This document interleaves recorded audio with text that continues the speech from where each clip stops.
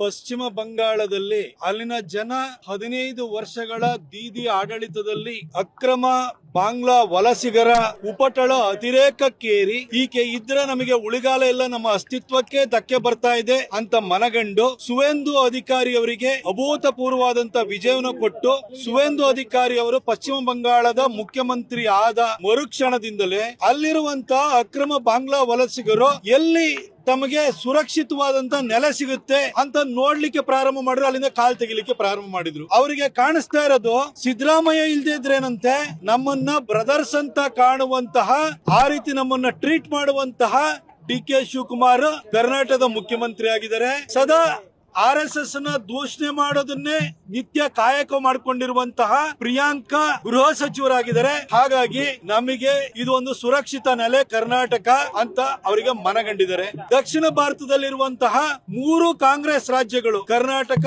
ಕೇರಳ ಮತ್ತು ತೆಲಂಗಾಣ, ಈ ಭಾಗಕ್ಕೆ ದೊಡ್ಡ ಪ್ರಮಾಣದಲ್ಲಿ ಪಶ್ಚಿಮ ಬಂಗಾಳದಿಂದ ಕಾಲ್ಕಿತ್ತವರೆಲ್ಲ ಇಲ್ಲಿ ಬರ್ತಾ ಇದ್ದಾರೆ. ಅದರಲ್ಲೂ ವಿಶೇಷವಾಗಿ ನಮ್ಮ ಮೈಸೂರಿಗೆ, ನಮ್ಮ ರೈಲ್ವೆ ಸ್ಟೇಷನ್ಗೆ ದಂಡಾಗಿ ಹಿಂಡಾಗಿ ಅಕ್ರಮ ಬಾಂಗ್ಲಾ ವಲಸಿಗರು ಬರ್ತಾ ಇದ್ದಾರೆ ಅನ್ನೋದು ಕಳೆದ 1 ತಿಂಗಳಿಂದಲೇ ಮಾಹಿತಿ ಇದೆ. ಅದ್ರ ಬಗ್ಗೆ ವಿಡಿಯೋಗಳು ಬಂದಿದ್ದಾವೆ. ಇನ್ಸ್ಟಾ ಇನ್ಫ್ಲೂಯೆನ್ಸರ್ಸ್ ಗಳು ಹಾಕಿದ್ದಾರೆ. ಬಹಳ ಜನ ನಾಗರಿಕರು ವಿಡಿಯೋ ಮಾಡಿ ಹಾಕಿದ್ದಾರೆ. ನಾಗರಿಕರ ಅಡ್ಡಗಟ್ಟಿ ಕೇಳಿದ್ದಾರೆ. ಎಲ್ಲ ಘಟನೆ ನಡೀತಾ ಇದ್ರು ಕೂಡ ಗೃಹ ಸಚಿವರು ಮಾತ್ರ ಬರೀ RSS ನ ಪ್ರತಿನಿತ್ಯ ಕೂಡ ರಿಜಿಸ್ಟ್ರೇಷನ್ ಮಾಡ್ಕೊಂಡಿದ್ರಾ ಇಲ್ವಾ ಅಂತ ಕೇಳೋದನ್ನೇ ಮಾಡ್ತಾ ಇದ್ದಾರೆ. RSS ಅನ್ನೋದು ಅದು ಸಿದ್ಧಾರ್ಥ ಬುದ್ಧ ಟ್ರಸ್ಟ್ ಮಾಡ್ಕೊಂಡು KIDB ಜಾಗ ಹೊಡೆಯುವಂತ ಉದ್ದೇಶಕ್ಕೋಸ್ಕರ ಸ್ಥಾಪನೆ ಆಗಿರುವಂತ ಸಂಸ್ಥೆ ಅಲ್ಲ.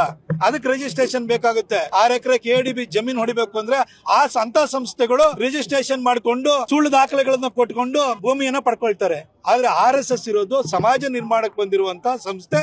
ಆ ಸಂಸ್ಥೆಯನ್ನ ಟಾರ್ಗೆಟ್ ಮಾಡ್ಕೊಂಡು ಹೇಳುವಂತ ಕೆಲಸ ಬಿಟ್ರೆ ಅವರು ಗೃಹ ಸಚಿವರಾದ ನಂತರ ಆಂತರಿಕ ಸುರಕ್ಷತೆ ಬಗ್ಗೆ ಯಾವುದೇ ಕ್ರಮವನ್ನು ಕೈಗೊಂಡಿಲ್ಲ. ಹಾಗಾಗಿ ನಿರಾತಂಕವಾಗಿ ಮೈಸೂರಿಗೆ ಅಕ್ರಮ ಬಾಂಗ್ಲಾ ವಲಸಿಗರು ಬರ್ತಾ ಇದ್ದಾರೆ. ಇದನ್ನ ನಮ್ಮ ಹಿಂದೂ ಪರ ಸಂಘಟನೆಗಳಾಗಿರುವಂತಹ ಬಜರಂಗ ದಳ, ವಿಶ್ವ ಹಿಂದೂ ಪರಿಷತ್ತು, ಜಾಗರಣ ವೇದಿಕೆಯ ನಮ್ಮ ಕಾರ್ಯಕರ್ತರು, ನಮ್ಮ ನಾಯಕರುಗಳು ರೈಲ್ವೆ ಸ್ಟೇಷನ್ ಹೋಗಿ ಅವ್ರನ್ನ ಹಿಡಿದು ಅವ್ರ ಹತ್ರ ಒಂದೇ ತರನಾದಂತಹ ಅಡ್ರೆಸ್ ಇರುವಂತಹ, ಒಂದೇ ಡೇಟ್ ಗಳು ಮತ್ತು ಇಯರ್ ಗಳನ್ನ ಹೊಂದಿರುವಂತಹ ಅಡ್ರೆಸ್ ಗಳಿರುವಂತಹ ನಕಲಿ ಆಧಾರ್ ಕಾರ್ಡ್ ಗಳನ್ನ ಆಧಾರ ಸಮೇತವಾಗಿ ಹಿಡಿದು ಪೊಲೀಸರಿಗೆ ಒಪ್ಸಕ್ ಹೋದ್ರೆ ನೀವ್ಯಾರಿ ಚೆಕ್ ಮಾಡೋದಕ್ಕೆ, ನಿಮ್ಮನ್ನ ಯಾರು ಇಲ್ಲಿ ಒಳಗಡೆ ಬಿಟ್ಟಿರೋರು ಅಂತೇಳಿ ಪ್ಲಾಟ್ಫಾರ್ಮ್ ಟಿಕೆಟ್ ಇದ್ರು ಕೂಡ 5 ಜನ ನಮ್ಮ ಬಜರಂಗ ದಳ, ವಿಶ್ವ ಹಿಂದೂ ಪರಿಷತ್ ಮತ್ತು ಜಾಗರಣ ವೇದಿಕೆಯ ನಮ್ಮ ಮುಖಂಡರ ವಿರುದ್ಧ FIR ಹಾಕ್ಸಿರೋದಕ್ಕೆ ನೇರವಾಗಿ ಪ್ರಿಯಾಂಕಾ ಖರ್ಗೆ ಅವರೇ ಹೊಣೆಗಾರಿಕೆ. ಯಾಕೆಂದ್ರೆ ಅವ್ರ ಡೈರೆಕ್ಷನ್ ಮೇಲೆ ಮಾಡ್ತಾ ಇರೋಂಥದ್ದು ಇದು. ಇಲ್ಲಿ ಬಂದಿರೋರ್ನ ತಡೆಯುವ ಕೆಲಸನ ಮಾಡಿದ್ರೆ ಅವ್ರಿಗೆ ಮೆಚ್ಚುಗೆನ ಸೂಚದ್ ಬಿಡಿ, ಅವ್ರನ್ನ ಹತ್ತಿಕ್ಕುವಂತ ಪ್ರಯತ್ನವನ್ನ ಪ್ರಿಯಾಂಕಾ ಖರ್ಗೆ ಮಾಡ್ತಾ ಇದ್ದಾರೆ. ಅದನ್ನ ಖಂಡಿಸಿ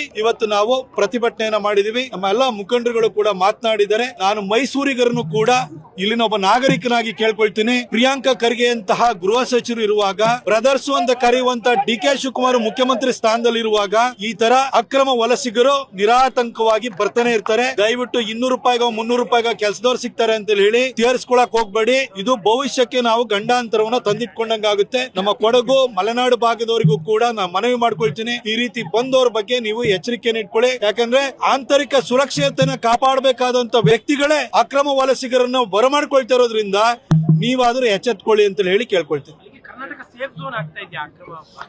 ಕರ್ನಾಟಕ, ಕೇರಳ ಮತ್ತು ತೆಲಂಗಾಣ 3 ರಾಜ್ಯಗಳು ಕಾಂಗ್ರೆಸ್ ಆಡಳಿತದಲ್ಲಿದ್ದಾವೆ. ಹಾಗಾಗಿ ಈ ಭಾಗದಲ್ಲಿ ಬ್ರದರ್ಸ್ ಅಂತ ಕರೆಯುವಂತಹ ಮುಖ್ಯಮಂತ್ರಿ ಇದ್ದಾರೆ. ನೀನು ಪ್ರಿಯಾಂಕಾ ಖರ್ಗೆ ಅವ್ರ ಬಗ್ಗೆ ಗೊತ್ತೇ ಇದೆ. ಅವರ ಕುಟುಂಬವನ್ನ ರಜಾಕರ್ ಸುಟ್ಟಾಕಿದ್ರು ಕೂಡ ಆತರ ರಜಾಕರ್ಸ್ತರ ಮನಸ್ಥಿತಿ ಇಟ್ಕೊಂಡಿರೋರ್ನ ಪೋಷಣೆ ಮಾಡ್ಕೊಂಡು ಕೂತಿದ್ದಾರೆ.